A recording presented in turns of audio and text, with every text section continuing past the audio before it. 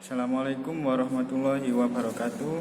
Di sini kami dari kelompok 12 akan menerangkan makalah yang berjudul Penyelesaian Sengketa dalam Perdagangan.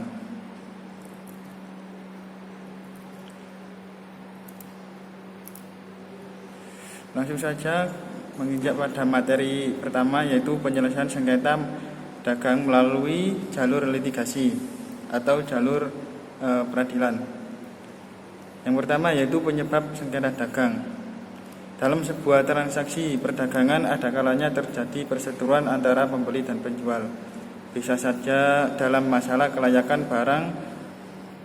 barang-barang penjualan yang tidak seperti keinginan si pembeli, atau bisa saja yang lainnya.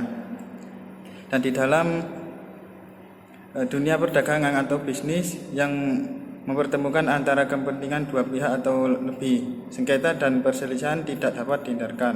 Dan pada umumnya penyebab terjadinya sengketa atau terjadinya sengketa dagang adalah yang pertama yaitu bahan prestasi. Bahan prestasi adalah ingkar janji atau bisa disebut dengan hubungan erat dengan adanya perkaitan atau perjanjian antara pihak.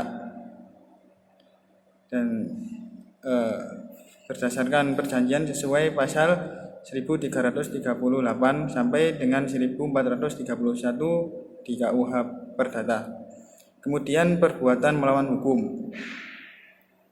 Melawan hukum bukan hanya untuk pelanggaran perundang-undangan tertulis semata, melainkan juga melingkupi atas setiap pelanggaran terhadap kesusilaan atau kepantasan dalam pergaulan hidup masyarakat. Yang C yaitu perbuatan melawan hukum, yang telah diartikan secara luas, yakni mencakup salah satu dari perbuatan yang satu ini dari seperti berikut. Yang pertama yaitu perbuatan yang bertentangan dengan hak orang lain. Yang kedua, perbuatan yang bertentangan dengan kewajiban hukumnya sendiri. Kemudian yang ketiga, perbuatan yang bertentangan dengan kesusilaan.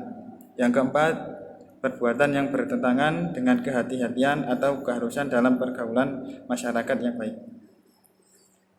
Yang selanjutnya yaitu kerugian salah satu pihak. Yang kemudian ada pihak yang tidak puas atas tanggapan yang menyebabkan kerugian.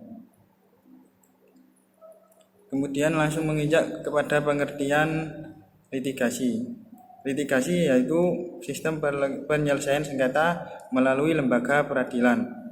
Dan sengketa yang terjadi dan diperiksa melalui jalur litigasi atau jalur peradilan akan diperiksa dan diputus oleh hakim.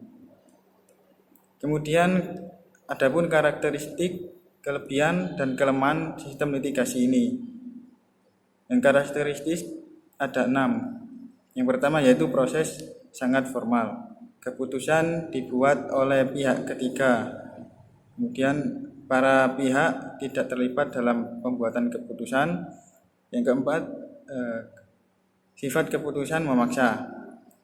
Kemudian orientasi kepada fakta hukum. Yang terakhir yaitu persidangan bersifat terbuka. Kemudian adapun kelebihan dari sistem litigasi yaitu ruang lingkup pemeriksaan yang lebih luas, biaya yang relatif lebih murah. Salah satu asas peradilan di Indonesia adalah sederhana, cepat dan murah.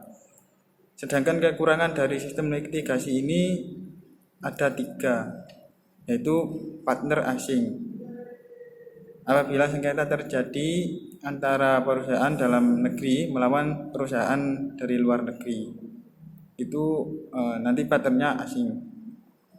Yang kedua yaitu proses peradilan yang memakan waktu yang lama karena terbukanya kesempatan untuk mengajukan upaya hukum atas putusan hakim. Yang ketiga yaitu hakim yang awam. Pada dasarnya hakim harus paham terhadap semua jenis hukum. Namun jika sengketa yang terjadi pada bidang yang tidak sesuai oleh hakim atau hakim tidak mempunyai ilmu untuk memutuskan sengketa, maka hakim tersebut harus belajar lagi. Hal ini dikarenakan para hakim tidak bisa memilih yang akan memeriksa perkara. Jadi seorang hakim itu tidak boleh menolak perkara, apalagi alasannya hanya karena tidak bisa menguasai bidang sengketa tersebut.